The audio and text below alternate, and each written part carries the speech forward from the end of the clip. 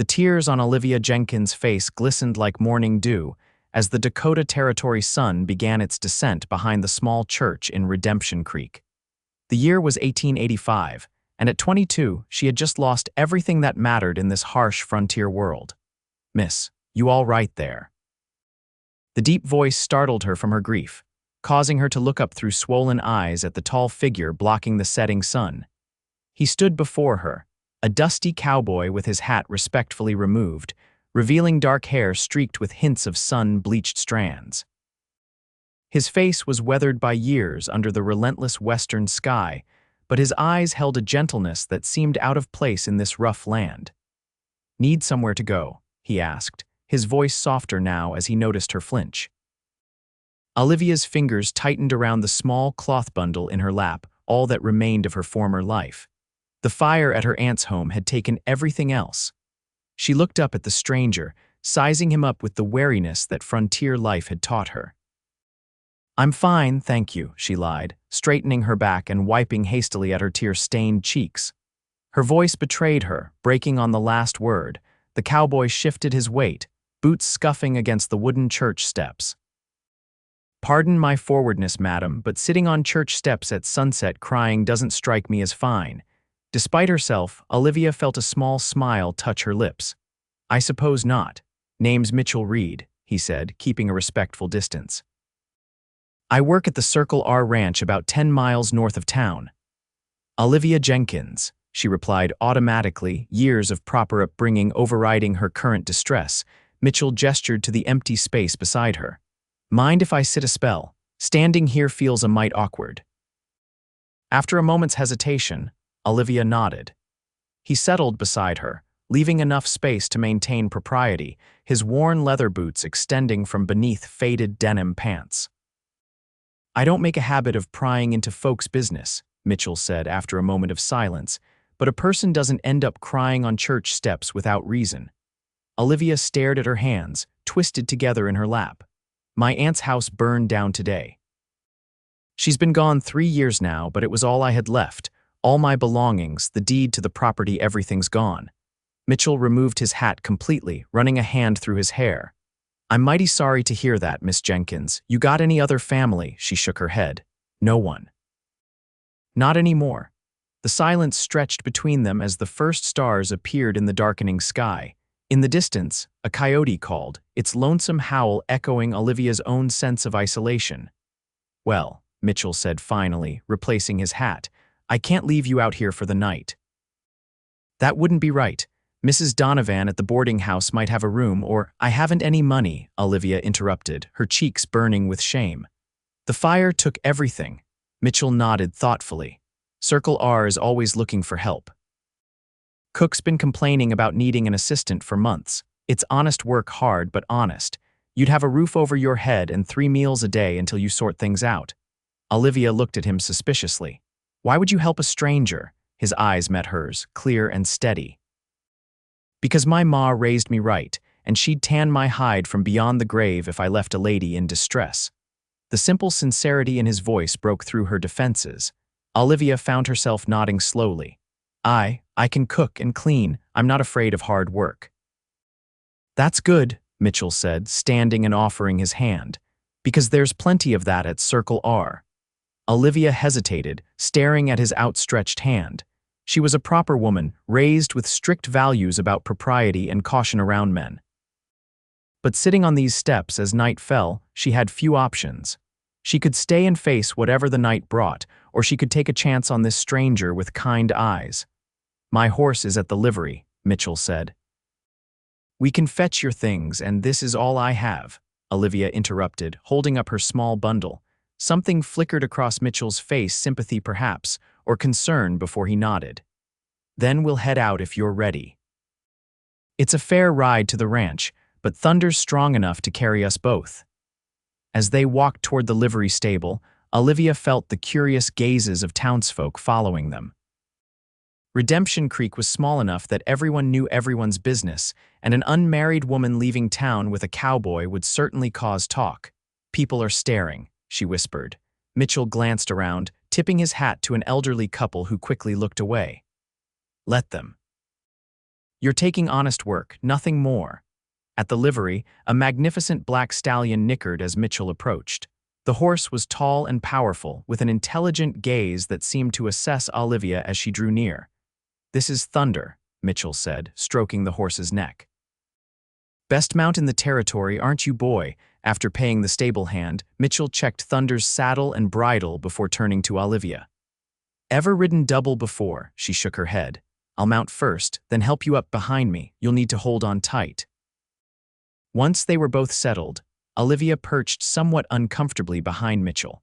Her arms wrapped tentatively around his waist, they set off toward the north. The night air grew cooler as they left town, and Olivia found herself grateful for the warmth Mitchell's body provided. "How long have you worked at Circle R?" she asked, raising her voice to be heard over the steady rhythm of Thunder's hooves.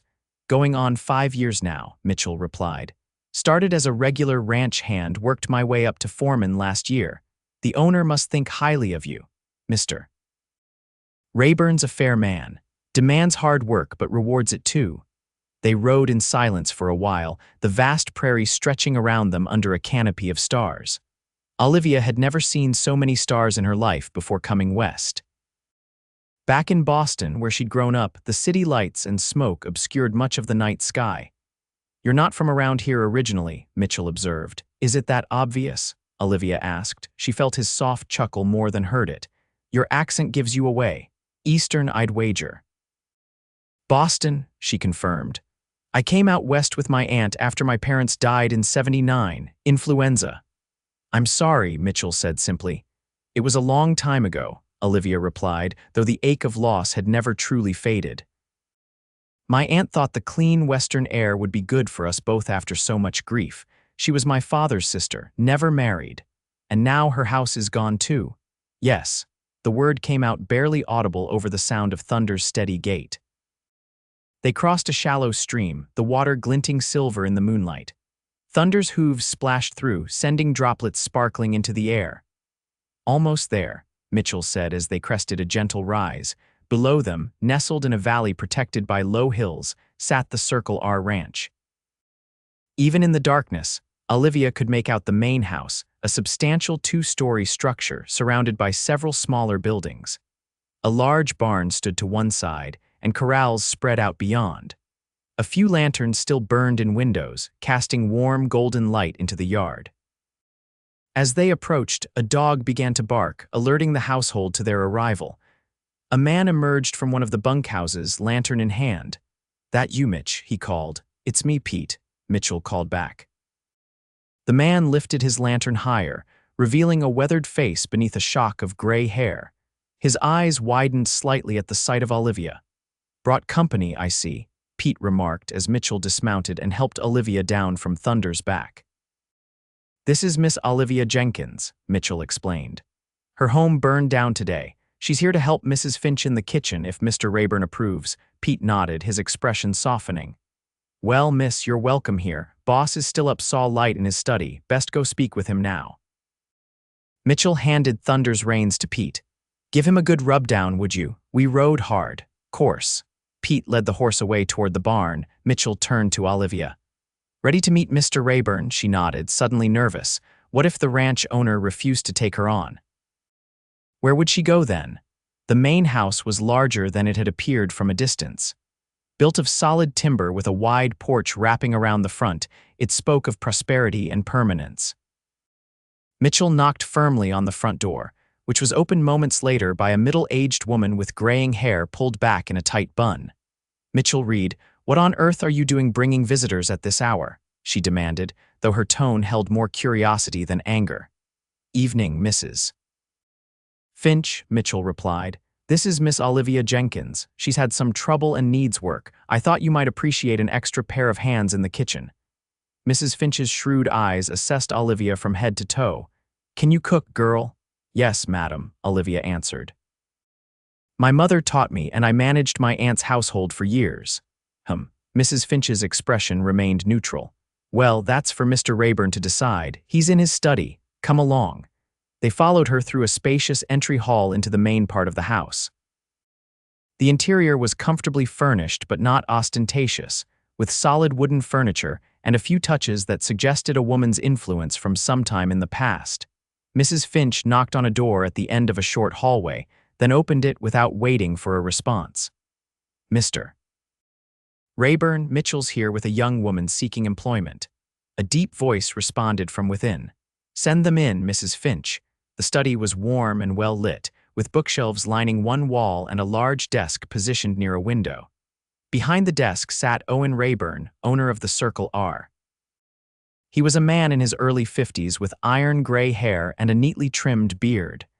His face bore the lines of someone who spent considerable time outdoors, but his clothes were of good quality. He stood as they entered. "Mitchell, what brings you here at this hour?" Mitchell removed his hat. "Sir, this is Miss Olivia Jenkins. Her home in town burned down today and she has nowhere to go. I thought perhaps she might help Mrs. Finch in the kitchen. She says she can cook." Mr. Rayburn's penetrating gaze turned to Olivia. "I'm sorry for your troubles, Miss Jenkins." "You have no family to turn to." "No, sir," Olivia replied, meeting his eyes despite her nervousness. "My aunt was my last living relative and she passed 3 years ago. I was living in her house until the fire took it today." "I see." Mr. Rayburn turned to Mrs. Finch, who had remained in the doorway. "Could you use help in the kitchen?" The housekeeper sniffed. "Always said I could use another pair of hands, what with feeding 20 ranch hands 3 times a day. If she knows her way around a stove, I won't turn her away." Mr. Rayburn nodded. "Very well. Miss Jenkins, you're welcome to stay and work here, provided you pull your weight. Mrs. Finch will show you to quarters and explain your duties. We pay fair wages, and you'll have Sundays free unless there's a special occasion." Relief washed over Olivia. "Thank you, Mr. Rayburn. I'm grateful for the opportunity. Mitchell vouches for you, and that carries weight here," Mr. Rayburn said. "Don't make him regret it." "I won't, sir." Mr. Rayburn returned to his seat. "Mrs. Finch will see to you now. Mitchell, a word before you go." As Olivia followed Mrs. Finch from the study, she cast a grateful glance at Mitchell, who gave her an encouraging nod before turning his attention to his employer. Mrs. Finch led her through the house to a back staircase. "Staff quarters are on the second floor, back wing," she explained. "The men sleep in the bunkhouses, but female staff stay in the main house." The room Mrs. Finch showed her to was small but clean, with a narrow bed, a washstand, and a small chest of drawers. A faded quilt covered the bed, and a small window looked out over the ranch yard. "It's not much," Mrs. Finch said, "but it's warm and dry." "It's perfect," Olivia replied sincerely. After losing everything and facing a night on the church steps, this modest room seemed like a palace. Mrs. Finch's expression softened slightly. "There's a clean nightdress in the drawer there. It might be a bit large, but it'll do until we can get you proper clothes. Breakfast preparation starts at 4:30. I'll come wake you." "Thank you, Mrs. Finch." Left alone, Olivia sat on the edge of the bed, finally allowing herself to process the whirlwind of the day's events. She had lost everything she owned in the fire, yet somehow ended up with a roof over her head and the promise of honest work. All because a kind cowboy had stopped to ask if she needed somewhere to go. Sleep came quickly that night, deep and dreamless from exhaustion. It seemed she had barely closed her eyes when a knock at her door roused her. "5 minutes, Miss Jenkins," called Mrs. Finch's voice. Olivia dressed quickly in yesterday's clothes, splashed water on her face from the basin on the washstand, and did her best to smooth her auburn hair into a presentable bun. Then she made her way downstairs, following the smell of coffee to the kitchen. The kitchen was large and well equipped by frontier standards, with a massive cast iron stove dominating one wall and a long work table in the center. Mrs. Finch was already there, sleeves rolled up as she worked dough for biscuits. "Good, you're prompt," she said by way of greeting. "Coffee's fresh. Have a cup, then start slicing that ham. We've 22 mouths to feed this morning." For the next 2 hours, Olivia worked alongside Mrs. Finch, preparing a hearty breakfast of ham, biscuits, gravy, fried potatoes, and eggs. The work was familiar, not so different from cooking for herself, and occasionally neighbors back in town, just on a much larger scale. By 6:30, ranch hands began filing into the dining room adjacent to the kitchen. Olivia helped Mrs. Finch serve the food, carrying platters to a long table where the men sat. She kept her eyes downcast, aware of the curious glances directed her way. Mitchell was among the last to enter, freshly shaved and with damp hair suggesting he'd recently washed. He nodded politely to Olivia as she set a platter of biscuits near his place. "Morning, Miss Jenkins. You settling in all right?" "Yes, thank you, Mr. Reed," she replied formally, conscious of the other men listening. Mr. Rayburn sat at the head of the table, scanning a newspaper as he ate. He looked up briefly as Olivia passed. "Mrs. Finch says you've been helpful this morning, Miss Jenkins." "Thank you, sir. I'm happy to earn my keep." One of the ranch hands, a young man barely out of his teens, leaned toward his neighbor. "Mitch always did have a soft spot for strays," he whispered, not quite quietly enough. Mitchell's fork paused halfway to his mouth. "Something to say, Cooper?" The young man flushed. "No, sir, good." Mitchell returned to his breakfast. Olivia retreated to the kitchen, cheeks burning. She wasn't naive, she understood how her arrival might appear to the others. A woman brought to the ranch by the foreman, given a job and housing with minimal questions asked. People would talk, assume the worst. "Pay them no mind," Mrs. Finch said as Olivia returned to the kitchen. "Cowboys gossip worse than old women. They'll find something new to jaw about by tomorrow." The day passed in a blur of work. After breakfast came cleanup, then immediate preparation for the midday meal. Olivia learned that Mrs. Finch ran the kitchen with military precision, each task timed and coordinated to ensure meals were ready when the men came in from their work. By evening, Olivia's back ached and her feet throbbed, but she felt a sense of accomplishment. She had proven useful, earned her first day's keep. Mrs. Finch had even offered a grudging "not bad" when Olivia suggested adding dried herbs to the stew. After supper, as Olivia wiped down the last of the dishes, Mitchell appeared in the kitchen doorway. "Mrs. Finch, Miss Jenkins," he greeted them both. "I rode into town this afternoon and thought you might need these, Miss Jenkins." He held out a small package wrapped in brown paper. Olivia looked to Mrs. Finch, who nodded permission for her to accept it. Inside, Olivia found a hairbrush, a small cake of lavender soap, and a plain but serviceable nightgown. "I asked the general store owner's wife what a lady might need," Mitchell explained, looking somewhat embarrassed. "Figured you didn't have time to get personal items before we left town." Olivia's throat tightened with unexpected emotion. "That's very thoughtful, Mr. Reed. Thank you." Mrs. Finch made a sound that might have been approval. "Decent of you, Mitchell. Now, if you've no other business in my kitchen, we've still got work to finish." Mitchell tipped his hat. "Of course." "Good night, ladies." After he left, Mrs. Finch gave Olivia a look that contained both warning and understanding. "Mitchell Reed is a good man, better than most out here, but mind yourself, girl. A woman alone has to be twice as careful about her reputation." "I understand," Olivia said quietly. "He was just being kind." Was Mrs. Finch's only response as she returned to scrubbing a particularly stubborn pot. That night, Olivia washed with the lavender soap, brushed her hair until it shone, and slipped into the new nightgown.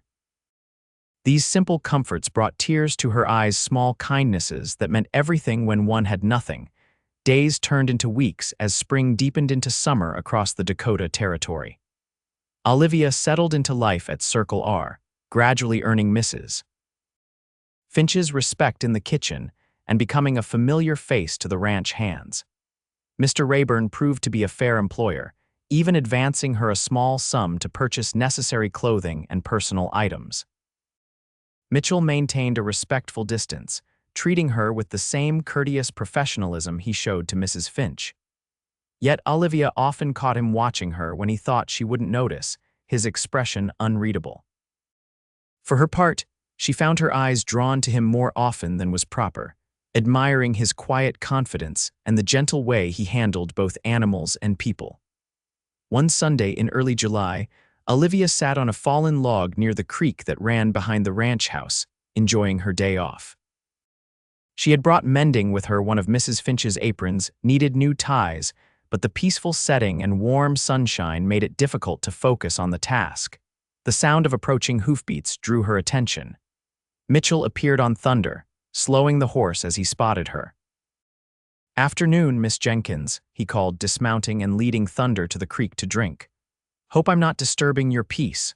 "Not at all," Olivia replied, setting aside her mending. It's a beautiful day to be outdoors. Mitchell removed his hat, wiping his brow with his sleeve. That it is. I've been checking the north pasture fence line. Thought Thunder could use a drink before we head back. He settled on the ground near her log, leaning back on his elbows and stretching his long legs before him. In the 3 months since he'd found her on the church steps, Olivia had rarely seen him so relaxed. Do you miss town life? He asked unexpectedly. Olivia considered the question. Not really. I kept to myself mostly after my aunt passed. The ranch has been good for me, I think. There's purpose here, Mitchell nodded. Ranch life suits some people better than others. Took me a while to find my place in this world. Where are you from originally? Olivia asked, realizing she knew very little about his past. Missouri, he replied. My father had a small farm there. After the war, he fought for the Union. Things were hard. He never quite recovered from his wounds, and when I was 16, he passed. Mother followed a year later. I'm sorry, Olivia said softly. Mitchell shrugged, but his eyes held old pain. Life's rarely easy out here. I drifted for a few years, worked cattle drives, tried my hand at mining for a spell. Nothing felt right until I came to Circle R. And now you're foreman. A small smile touched his lips. Now I'm foreman. Mr. Rayburn's been good to me, like a father almost. They sat in comfortable silence for a while, listening to Thunder's occasional snorts as he grazed nearby and the gentle gurgle of the creek. There's a social dance in town next Saturday, Mitchell said suddenly, to celebrate Independence Day, though it's a bit late. Ranch hands get the evening off, and Mrs. Finch mentioned you might have leave to attend as well if you wanted. Olivia's hands stilled on the apron. I haven't been to a dance in years. Nor have I, Mitchell admitted, but I thought, that is, if you'd allow me, I'd be honored to escort you. Heat rose to Olivia's cheeks. I don't have anything suitable to wear to a dance. Mrs. Rayburn's dresses are still in the house, Mitchell said. Mr. Rayburn mentioned once that Mrs. Finch might see if any could be altered for you. She was about your height, though perhaps a bit fuller figured. Olivia's eyebrows rose. I didn't know Mr. Rayburn was married. A shadow crossed Mitchell's face. She passed 5 years ago, childbirth, the baby too. How terrible, Olivia murmured. It changed him, Mitchell said quietly. He was different before, or so the old-timers say, more social. The house was always full of visitors.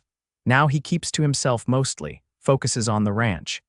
Olivia thought of the reserved man who sat at the head of the table each meal, always polite but rarely engaging in conversation beyond ranch business.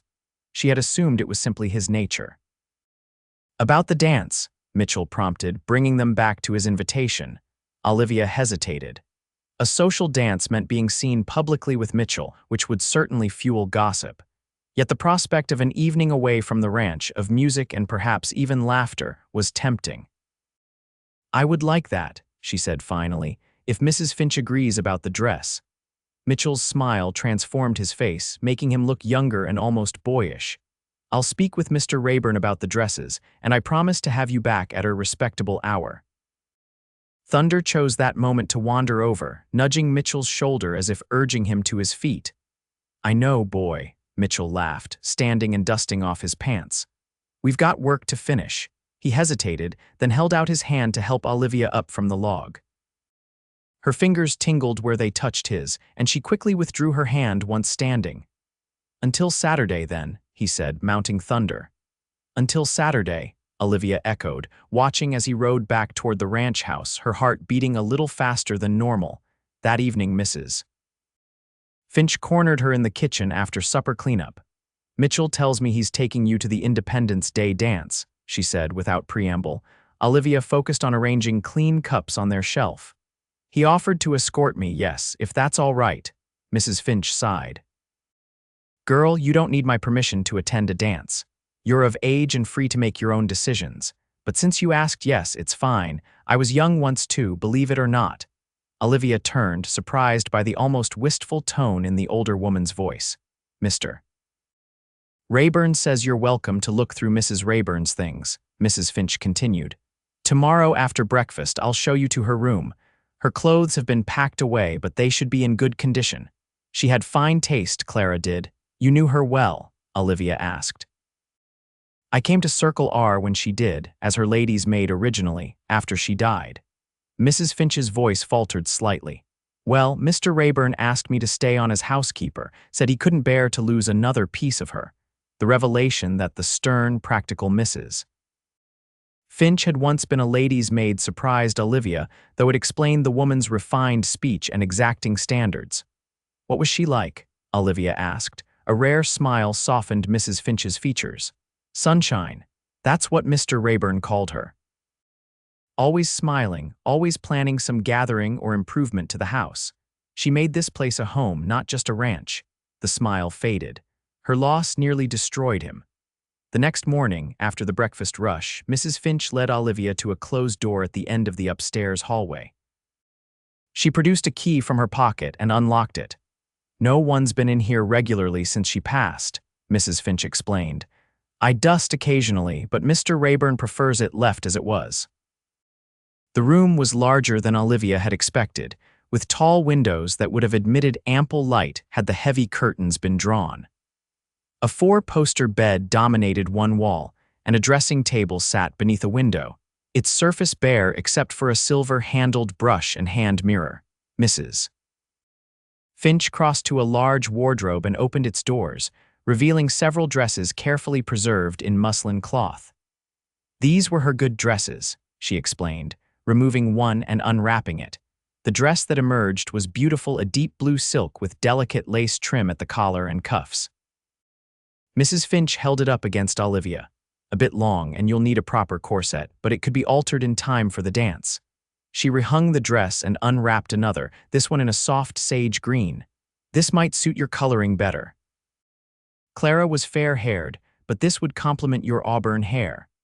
By the time they finished, 3 dresses had been selected as possibilities, along with appropriate undergarments and a pair of dancing slippers that were miraculously close to Olivia's size.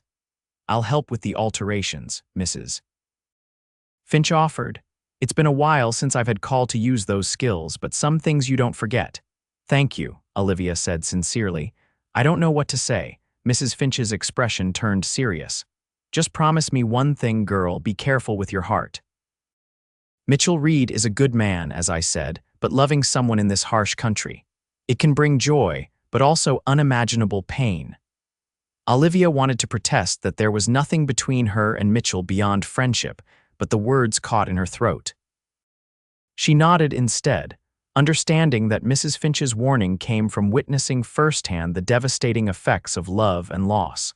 The days leading up to the dance passed in a flurry of preparations. The sage green dress was chosen and altered, taken in at the waist and shortened to accommodate Olivia's more slender frame.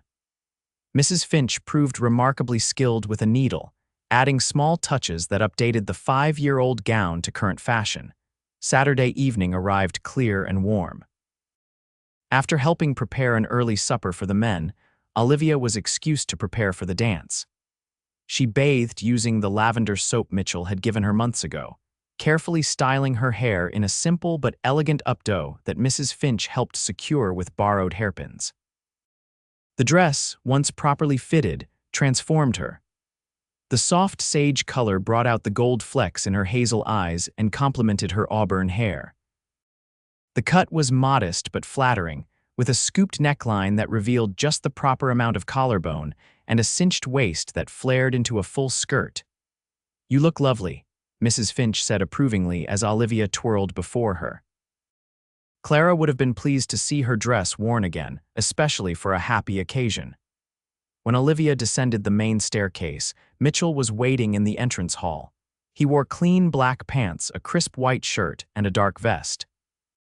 His normally unruly hair had been tamed and he'd trimmed his beard. He looked up as she appeared, and the expression on his face made Olivia's heart skip. Miss Jenkins, he said, his voice slightly husky. You look beautiful. Thank you, she replied, suddenly shy. You look very handsome yourself. Mr. Rayburn emerged from his study just then, pausing when he saw them. For a moment, something like pain flashed across his features as he looked at Olivia in his late wife's dress. Then he composed himself. You both look very fine, he said. Enjoy the dance, but remember you represent Circle R in town. Yes, sir, Mitchell replied. We'll be back by midnight. Outside, a buggy waited instead of Mitchell's usual mount. Borrowed it from Pete, he explained, helping Olivia up to the seat. Didn't think it proper to have you riding double to a social dance. The drive to town took just under an hour, the summer evening staying light long past what would have been dusk in winter. They talked easily during the journey, Mitchell pointing out landmarks and sharing stories about the area. Redemption Creek had changed little since Olivia had last seen it. The main street was decorated with bunting and American flags for the belated Independence Day celebration. Lanterns had been strung between buildings, creating a festive atmosphere as dusk began to fall. The dance was being held in the newly constructed town hall, a simple but sturdy building at the center of town. Music spilled from its open doors, fiddle, banjo, and piano, creating lively tunes that made Olivia's feet itch to dance. Inside, the hall was crowded with people from town and surrounding ranches and farms. Women in their best dresses clustered along one wall, while men gathered near the refreshment table on the opposite side. A space had been cleared in the center for dancing, where several couples were already whirling to a spirited reel. Mitchell Reed, As I Live and Breathe. A booming voice cut through the music as a portly man with an impressive mustache approached them. Didn't expect to see you at a social gathering. You usually avoid these like the plague. Evening, Mayor Wilson, Mitchell replied, shaking the man's hand. May I present Miss Olivia Jenkins? She's working at Circle R now. Mayor Wilson's eyebrows rose as he took in Olivia's appearance. Miss Jenkins, heard about your misfortune with the fire. Glad to see you looking so well. Thank you, Mayor, Olivia replied politely. Well, don't let me keep you from the festivities, the mayor said with a knowing smile. The night's still young, and I suspect there are plenty of folks who will want to dance with the prettiest girl here. As the mayor moved away, Mitchell leaned closer to Olivia. Would you like some punch before we dance? That would be lovely.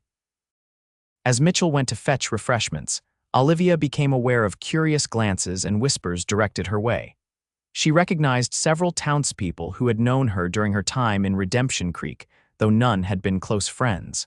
Olivia Jenkins. A woman approached, dressed in a burgundy gown that strained at the seams. It is you. We all wondered what happened after the fire, and now here you are on the arm of Mitchell Reed. Hello, Mrs. Peterson, Olivia greeted the town gossip with forced politeness. Yes, I've been fortunate to find employment at Circle R. Mrs. Peterson's eyes gleamed with curiosity. Employment, is it? And what exactly are your duties there? The insinuation in her tone was unmistakable, and Olivia felt heat rise to her cheeks, this time from anger rather than embarrassment. I assist Mrs. Finch in the kitchen, she replied coolly. Mr. Rayburn has been most generous in providing accommodation while I rebuild my life. I see, Mrs. Peterson said, clearly not believing a word. And Mitchell Reed, is he just being neighborly? Before Olivia could respond, Mitchell returned with 2 cups of punch. Evening, Mrs. Peterson, he said, his tone neutral but his eyes hard. Enjoying the festivities? Oh, immensely, the woman replied with a saccharine smile. Just catching up with Miss Jenkins here, such an interesting arrangement she has at Circle R. Mitchell's jaw tightened, but his voice remained even. Miss Jenkins is a valued employee and has Mr. Rayburn's highest respect, as do I. The subtle warning in his words wasn't lost on Mrs. Peterson, whose smile faltered slightly. Of course, of course. Well, I should circulate. Enjoy your evening. As she bustled away, Mitchell handed Olivia a cup of punch. I apologize for that. Town gossips are the same everywhere, I suppose. It's all right, Olivia said, though her hands trembled slightly as she sipped her punch. I knew there would be talk. Mitchell's expression softened. Don't let her spoil your evening. I promised you a dance, and I intend to deliver.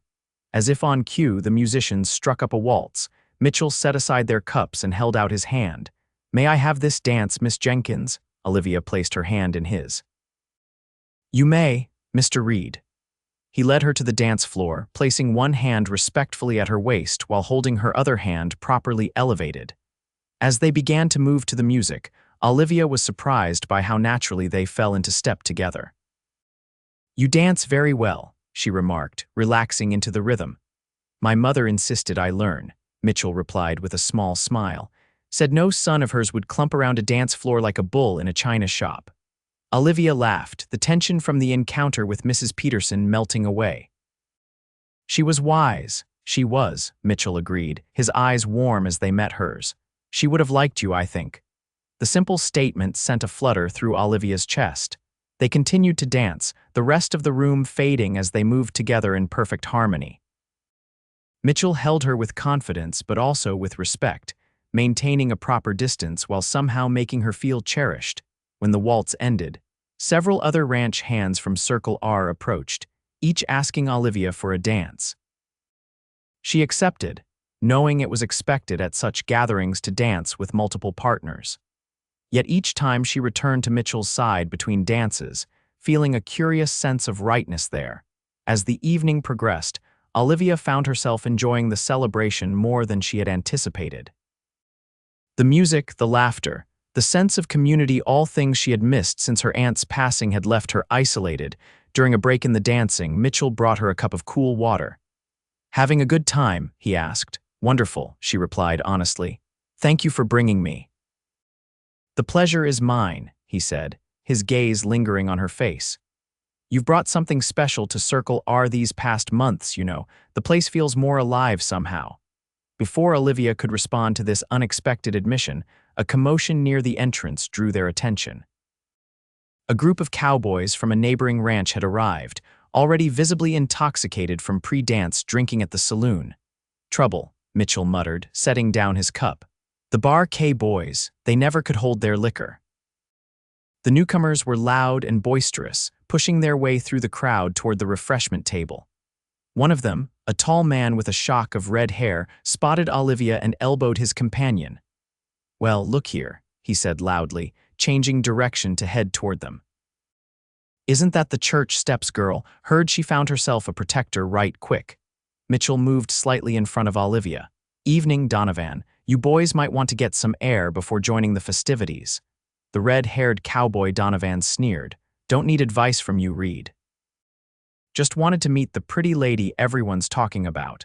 "Miss Jenkins isn't interested in making your acquaintance," Mitchell said, his voice deceptively calm but with an edge that made Olivia tense. "Why don't you let the lady speak for herself?" Donovan reached past Mitchell toward Olivia. Mitchell caught his wrist. "That's not happening. Back off, Donovan, I won't tell you again."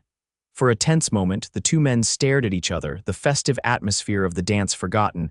Then the town sheriff appeared beside them. "Problem here, gentlemen?" he asked mildly, though his hand rested casually near his sidearm. Donovan jerked his arm free from Mitchell's grip. "No problem, Sheriff, just greeting old friends." "Good to hear," the sheriff replied, "because it would be a shame to end the evening in my jail for disturbing the peace." With a final glare at Mitchell, Donovan rejoined his friends who had already commandeered the punch bowl. "Everything all right, Miss Jenkins?" the sheriff asked. "Yes, thank you, Sheriff," Olivia replied, her heart still racing from the confrontation. "Mitchell," the sheriff nodded. "Might be best to keep your distance from the Bar K crew tonight. They started early at the saloon." "Noted," Mitchell agreed. When the sheriff moved away, Olivia touched Mitchell's arm lightly. "Perhaps we should leave. I wouldn't want to cause trouble." Mitchell covered her hand with his. "You didn't cause anything, but if you're ready to go, I'm happy to take you home." The word home sent a strange pang through Olivia's heart. Circle R had indeed become home to her these past months, more than her aunt's house had been after her death. They said their goodbyes to the few acquaintances Olivia had renewed during the evening, then slipped out into the night. The air was cooler now, stars brilliant overhead in the vast Dakota sky. Mitchell helped Olivia into the buggy, then circled to take his place beside her. As they pulled away from town, Olivia found herself relaxing, the tension of the confrontation easing from her shoulders. "I'm sorry about Donovan," Mitchell said after they had traveled some distance. "He's had a grudge against Circle R ever since Mr. Rayburn outbid Bar K for water rights to the East Creek last year. It's not your fault," Olivia assured him. "Despite that unpleasantness, I had a wonderful time tonight." Mitchell glanced at her, his face illuminated by moonlight. "Did you really?" "Yes," she said simply. "The best evening I've had in years." They fell into comfortable silence, the only sounds the steady rhythm of the horses' hooves and the creaking of the buggy wheels. The night was clear, the moon nearly full, casting silver light across the rolling prairie. About halfway back to the ranch, Mitchell pulled the buggy to a stop atop a small rise. The vast landscape spread before them, bathed in moonlight, with the distant silhouette of Circle R just visible on the horizon. "I come here sometimes when I need to think," Mitchell said, setting the brake.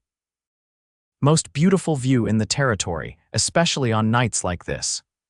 Olivia gazed out at the moonlit prairie, understanding what he meant. There was a wild beauty to this land that spoke to something deep within her soul, a vastness that somehow didn't feel threatening, but rather welcoming, full of possibility.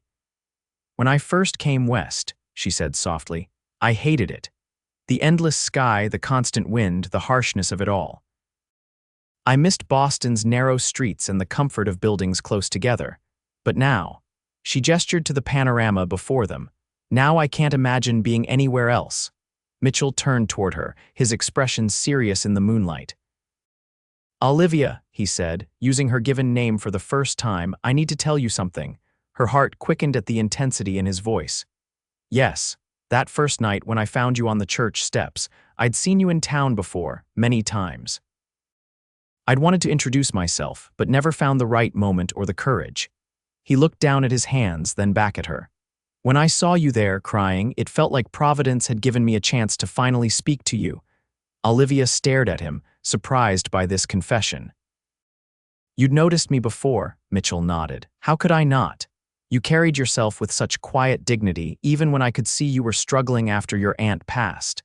There was something about you, a strength, a grace that drew me, but I was just a ranch foreman and you were a lady." "I'm hardly a lady," Olivia protested gently.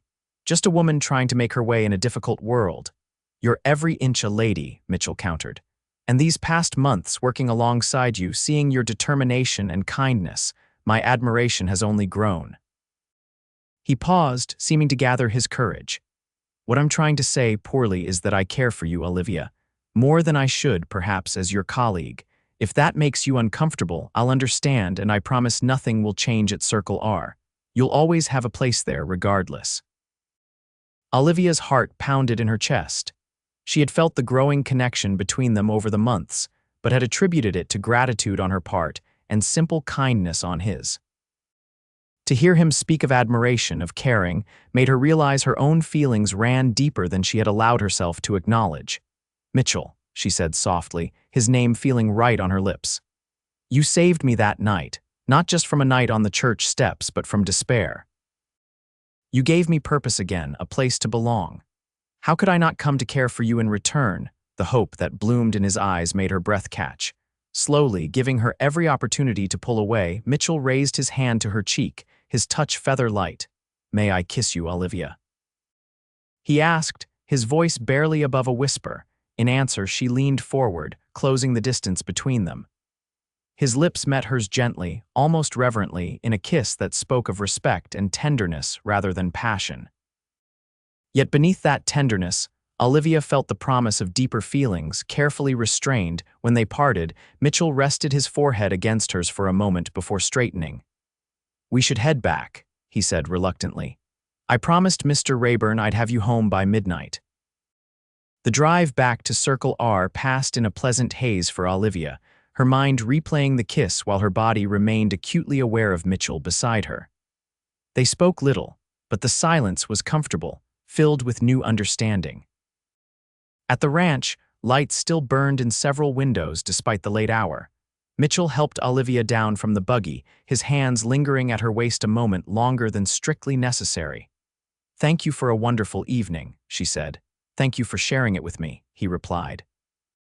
"I'll see the buggy return to Pete and the horse stabled." Olivia nodded, suddenly reluctant to part from him. "Good night, Mitchell." "Good night, Olivia." He touched her hand briefly, then turned to lead the horse toward the barn. Inside the house, Olivia was surprised to find Mrs. Finch still awake, sitting in the kitchen with a cup of tea. "Did you enjoy the dance?"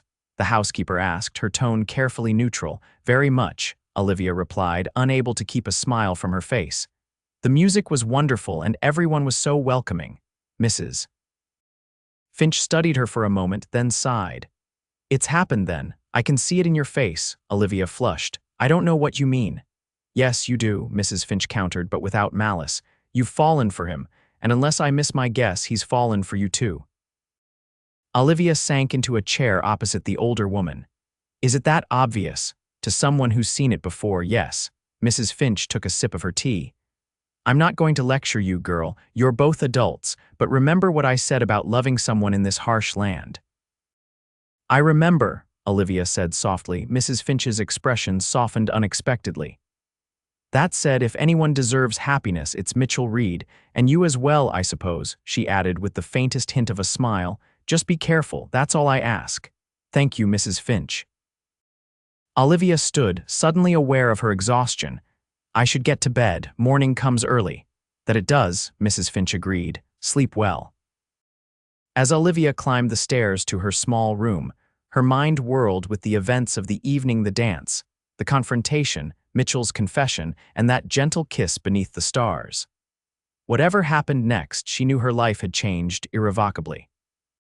Summer days at Circle R passed in a rhythm of work and stolen moments. Olivia continued her duties in the kitchen alongside Mrs. Finch, but now found herself watching the windows for glimpses of Mitchell as he went about his work as foreman.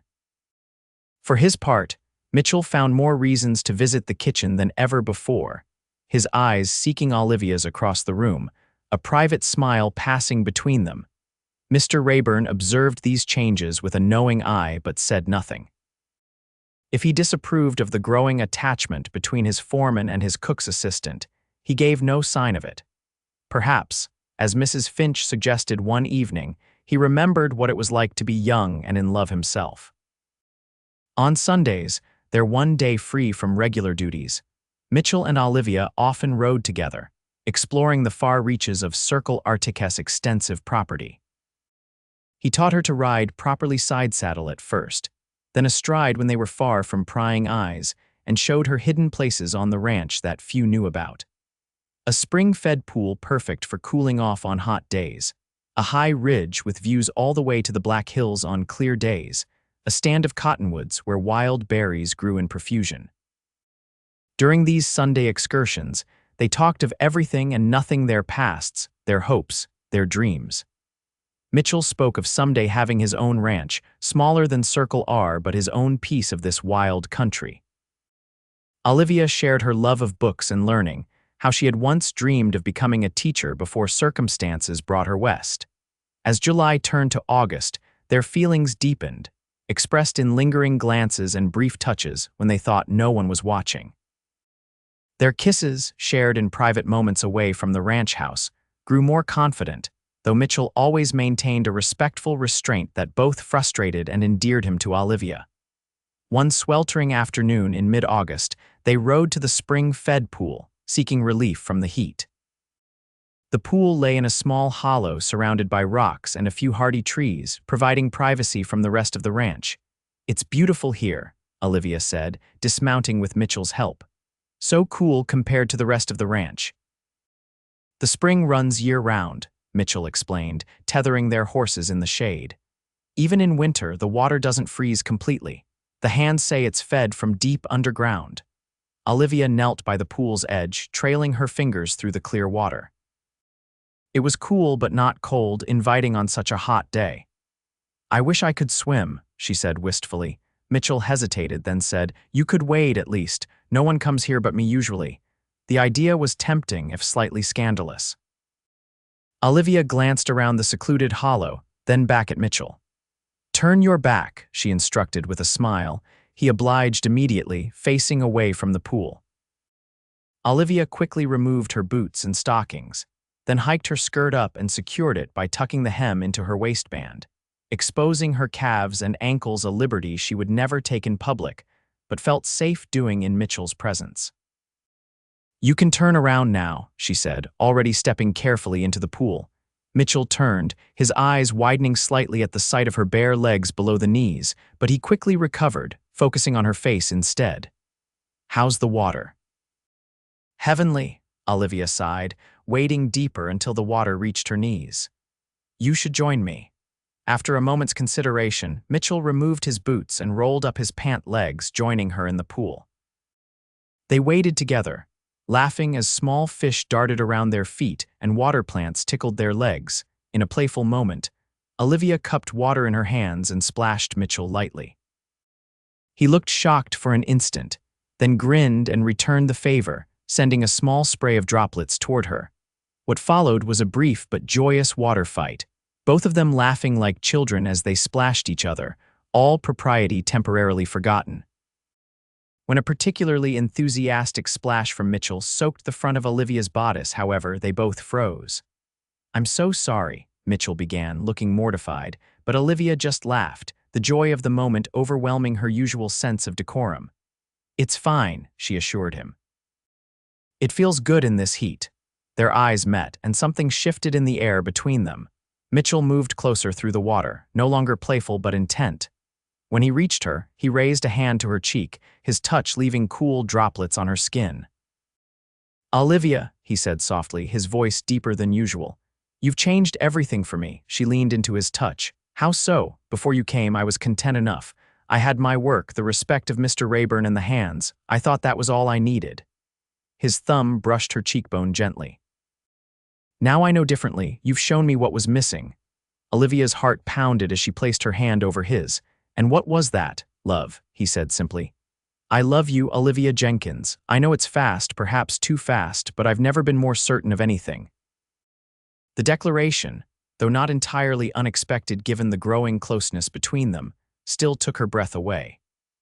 In that moment, standing in a hidden pool with water lapping at her knees and the sun dappling through leaves overhead, Olivia recognized the truth in her own heart. "I love you too, Mitchell," she whispered. "I think I have since that night on the church steps, though I didn't know it then." His kiss this time was different, still respectful, but with an underlying passion that made her knees weak. His arms encircled her waist, drawing her closer as her hands found their way to his shoulders. When they finally parted, both slightly breathless, Mitchell rested his forehead against hers. "Marry me," he said, the words more plea than question. Olivia pulled back slightly to see his face, searching for any sign of hesitation or doubt. She found none, only open devotion that mirrored what she felt in her own heart. "Yes," she answered, surprising herself with how easily the word came. "Yes, I'll marry you." Mitchell's face broke into a radiant smile before he kissed her again, lifting her slightly so her feet barely touched the pool bottom. When he set her down, he looked almost dazed with happiness. "I should speak with Mr. Rayburn," he said. "Ask his blessing, though you don't need anyone's permission." "And I should speak with Mrs. Finch," Olivia added. "She's been like family to me these past months." They waded back to the edge of the pool, the mundane task of drying their feet and replacing boots seeming strangely significant now that their lives had changed so profoundly. As they rode back to the ranch, planning how and when to announce their engagement, Olivia felt a deep contentment settle in her heart. From the depths of despair on those church steps, she had found not just somewhere to go, but someone to love who loved her in return. That evening, Mitchell sought a private audience with Mr. Rayburn while Olivia helped Mrs. Finch with after-dinner cleanup. The housekeeper noticed her distraction immediately. "Out with it, girl," she said, as Olivia nearly dropped a plate for the third time. "Something's happened between you and Mitchell, hasn't it?" Olivia set down the dish carefully before turning to face Mrs. Finch. "He's asked me to marry him," she said, unable to keep the joy from her voice. "And I've said yes." Mrs. Finch's expression softened in a way Olivia had rarely seen. "I thought as much, the way he looked at you during supper. Well, it reminded me of how Mr. Rayburn used to look at Clara." "You're not surprised?" Olivia asked. "Surprised? No. Concerned, perhaps." Mrs. Finch wiped her hands on her apron. "Marriage out here isn't easy, Olivia. It's not all Sunday rides and stolen kisses. It's hard work, hardship sometimes, and heartache too." "I know," Olivia said quietly, "but it's also partnership and love. Mitchell and we're stronger together than apart. I believe that." Mrs. Finch studied her for a long moment, then nodded. "Then I wish you both every happiness. Mitchell Reed is a good man. I've known him these 5 years, and I've never seen him falter in his duties or his word." "Thank you, Mrs. Finch," Olivia said, impulsively embracing the older woman. "Your good opinion means the world to me, Mrs." Finch returned the embrace briefly before pulling away, her usual brisk manner returning. "Yes, well, we still have dishes to finish, engaged or not." Meanwhile, in Mr. Rayburn's study, Mitchell stood before his employer's desk, hat in hand. He had just finished explaining his intentions toward Olivia and asking, not for permission exactly, but for blessing. Mr. Rayburn leaned back in his chair, regarding Mitchell thoughtfully. "You've given this serious consideration. It's not just a passing fancy." "No, sir," Mitchell replied firmly. "I love her, have since I first saw her in town, long before I brought her here." Mr. Rayburn nodded slowly. "And where will you live? I assume you don't intend to continue as foreman while she works in the kitchen once you're married." Mitchell shifted his weight, addressing the question he'd been pondering himself. "I was hoping we might stay on at Circle R, at least initially. Perhaps the old overseer's cabin could be fixed up. It's been empty since Jackson left last year." "You're thinking of your future beyond that, though," Mr. Rayburn observed. "It wasn't a question." "Yes, sir. I've been saving most of my wages these 5 years. I have enough for a small spread of my own eventually. Not right away, but in time, Mr." Rayburn stood, moving to the window that overlooked the ranch yard. For a long moment, he stared out at the land he had built into one of the most prosperous ranches in the territory. "Mitchell, when Clara died." He began, then paused, choosing his words carefully. "When I lost her and our son, I thought nothing would ever matter again. The ranch was just land and buildings, the cattle just beasts to be bought and sold. Even the men, good men like you, were just hands doing a job." He turned back to face Mitchell. "You helped change that. Your dedication, your belief in what we're building here, it gave me purpose again when I needed it most." Mitchell remained silent, sensing there was more to come. "The northwest section," Mr. Rayburn continued, "the parcel beyond Eagle Creek. 2,000 acres, good water rights, enough to start a decent herd, wedding present if you want it." Mitchell stared at his employer in shock. "Sir, I can't accept." "You can and you will," Mr. Rayburn interrupted firmly. "I have no children, Mitchell, no family to leave this land to. Clara would have wanted it to go to someone who loves it, as we did." "I don't know what to say," Mitchell managed, overwhelmed by the generosity of the offer. "Say you'll build something lasting there," Mr. Rayburn replied. "Say you and Olivia will make it a home, raise children there, continue what Clara and I started." Mitchell nodded, emotion making it difficult to speak. "We will, sir, I promise you that." "Good." Mr. Rayburn extended his hand. "Then you have my blessing and more." As they shook hands, Mitchell felt the weight of the gift he'd been given, not just land, but trust and legacy. It was a responsibility he would carry with pride. Later that night, when the house had grown quiet and most had retired to bed, Mitchell and Olivia met briefly on the back porch, away from prying eyes. There, in whispered conversation, they shared the outcomes of their respective discussions. 2,000 acres, Olivia breathed when Mitchell told her of Mr. Rayburn's gift. "Our own ranch." "It needs work," Mitchell cautioned. "There's no proper house yet, just a small cabin the line riders use during roundup. We'd need to build, establish our herd slowly." "I don't mind," Olivia assured him, her eyes shining in the moonlight. "We'll build it together, our home." Mitchell drew her into his arms, still marveling that this remarkable woman had agreed to share her life with him. "I keep thinking I'll wake up and find this was all a dream," he confessed. "That I'm still just a lonely foreman, and you're still a girl I admire from afar in town." Olivia placed her hand on his cheek. "It's real, Mitchell. We're real." Their kiss sealed the promise between them, a vow more binding than any formal engagement could be. News of their engagement spread quickly through the ranch the next day. The hands offered Mitchell hearty congratulations, though a few expressed mock disappointment that the prettiest woman at Circle R was now officially spoken for. Mrs. Finch maintained her usual stern demeanor in public, but privately gave Olivia advice about managing a household and a husband, sometimes in terms that made Olivia blush. The wedding was set for early October, when the fall roundup would be complete, and before winter weather made travel difficult.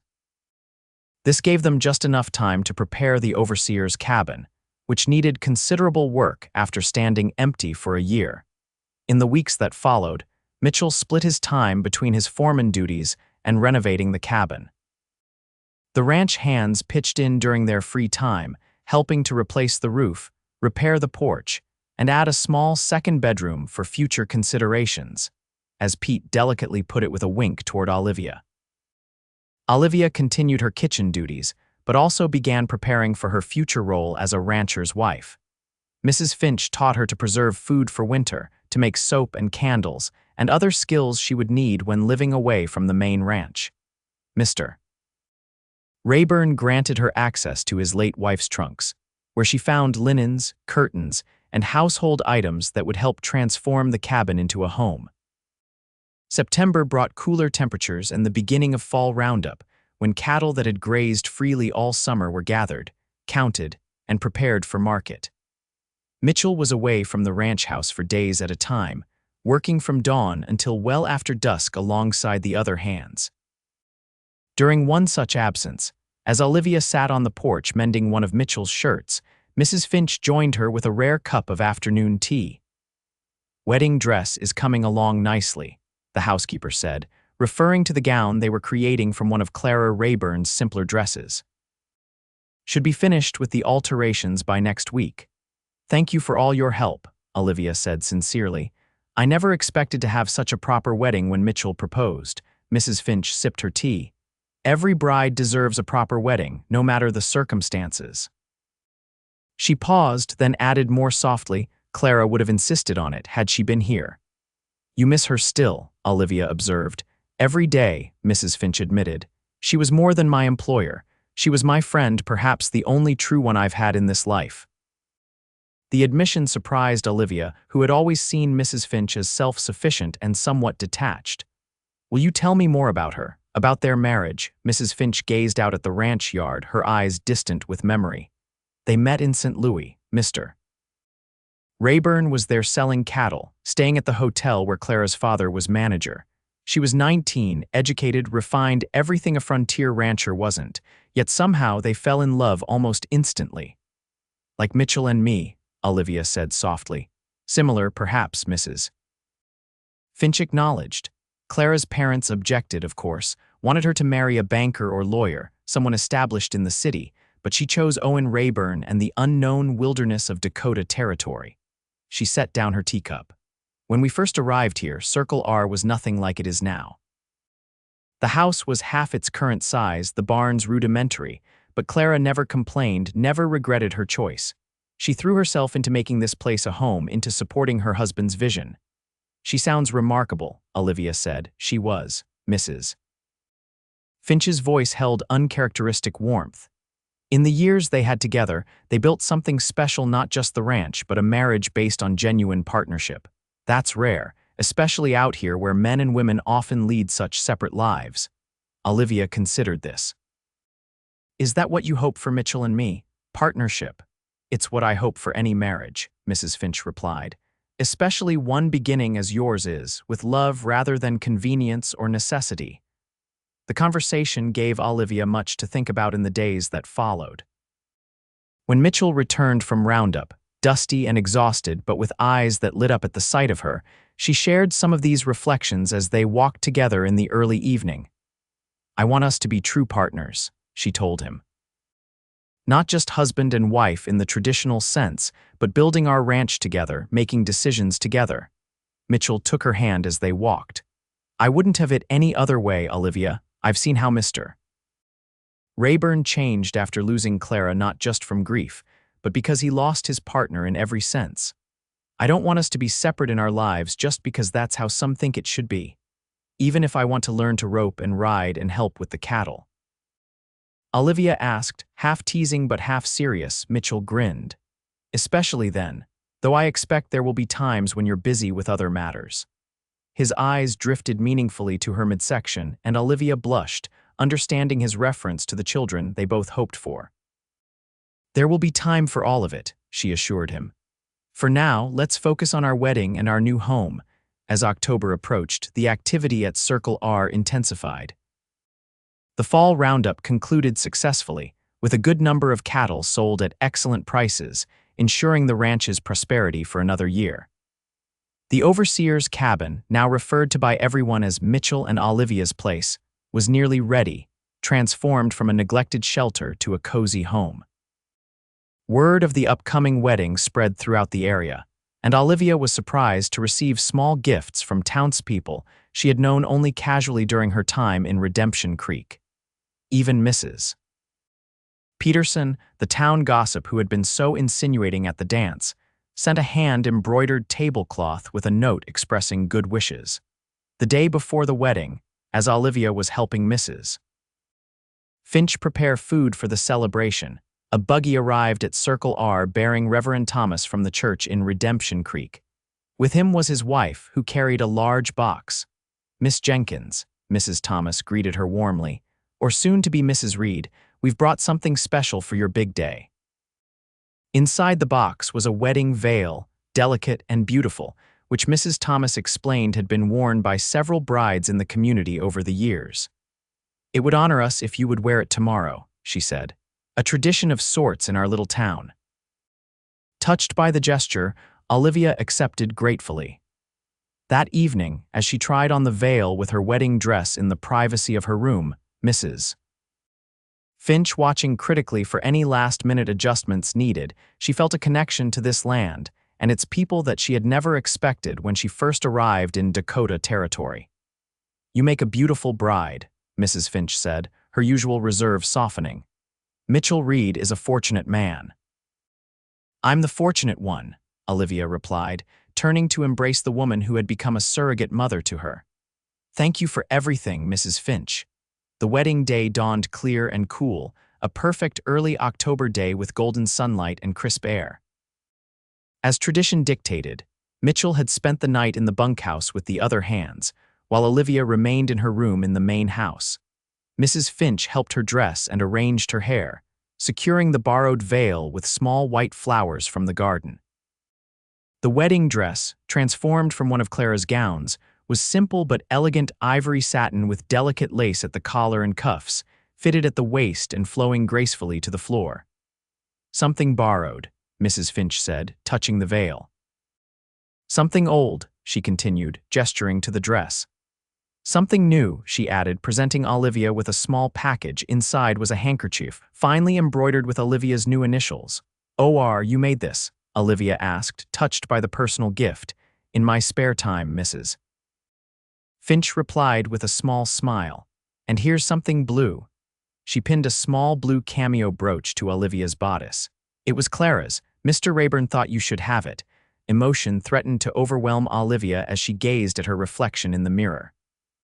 From that desperate young woman crying on church steps to this bride preparing to marry the man she loved, the transformation seemed almost miraculous. A knock at the door announced Mr. Rayburn, who had offered to escort Olivia to the ceremony in the absence of her father. He paused in the doorway, his expression momentarily stunned.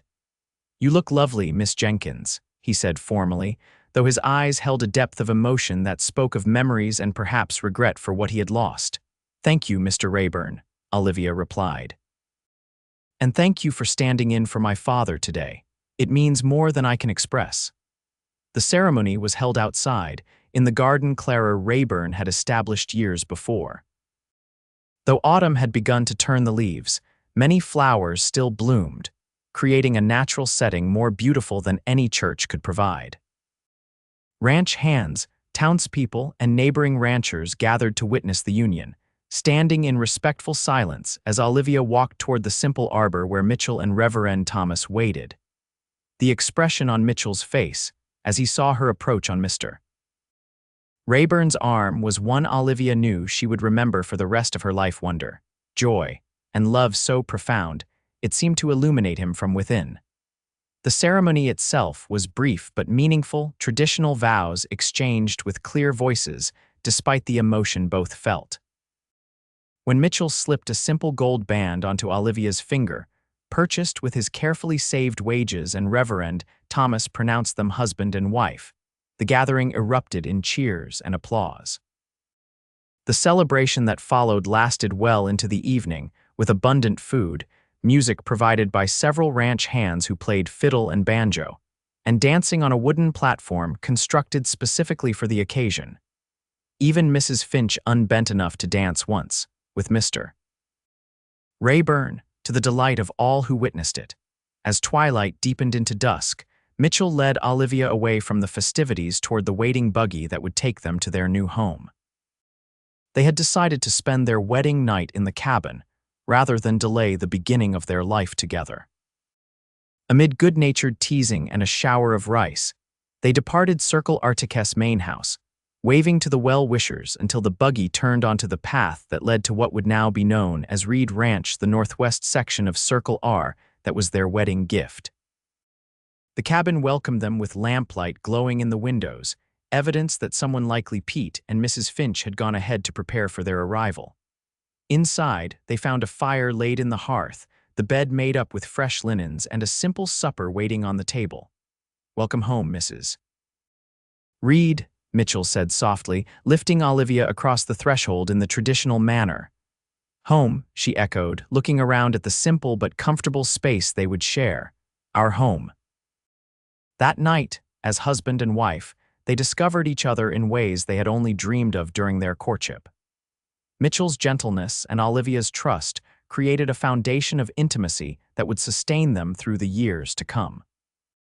As they lay together afterward, watching firelight dance across the ceiling beams, Olivia thought about the journey that had brought her to this moment, from Boston to Dakota Territory, from family tragedy to newfound love, from church steps to marriage bed. "What are you thinking?" Mitchell asked, his fingers tracing patterns on her bare shoulder. "That sometimes the worst day of your life can lead to the best," she replied, turning to face him. "If my aunt's house hadn't burned, if I hadn't been sitting on those church steps crying." "I would have found you eventually," Mitchell said with certainty. "One way or another," Olivia smiled, believing him. "Yes, I think you would have." The years that followed proved the strength of the foundation they had built. Reed Ranch grew slowly but steadily, with Mitchell's knowledge of cattle and Olivia's practical management of their resources, creating a prosperous homestead. The small cabin expanded as their family did first, with the addition of a proper kitchen, then a larger bedroom, and eventually additional rooms for the children who arrived to bless their union. Their firstborn, a daughter they named Margaret after Mitchell's mother, arrived almost exactly a year after their wedding. She was followed 2 years later by a son, James, named for Olivia's father. 2 more children completed their family over the next 5 years. Another daughter, Clara, in honor of the woman whose legacy had helped make their happiness possible, and finally another son, Thomas, named for the reverend who had married them. Life on the frontier remained challenging. There were harsh winters when snow drifted higher than the windows, dry summers when they feared for their cattle and crops, illnesses that struck terror into their hearts as they nursed their children through fevers. Yet through it all, their partnership sustained them. Mitchell and Olivia Reed, bound by love that had begun with a simple question on church steps. Circle R Ranch remained an important part of their lives. Owen Rayburn, once so grief-stricken and isolated, found new purpose in mentoring Mitchell and watching the Reed children grow. He became Uncle Owen to them, spoiling them with gifts and stories of the early days on the frontier. Mrs. Finch, too, became family rather than former employer.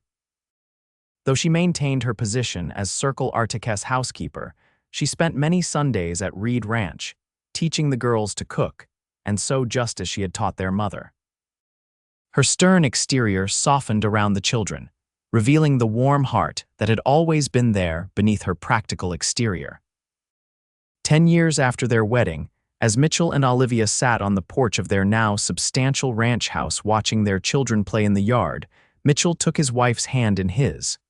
"Do you ever regret it?" he asked, "saying yes to a dusty cowboy who found you crying?"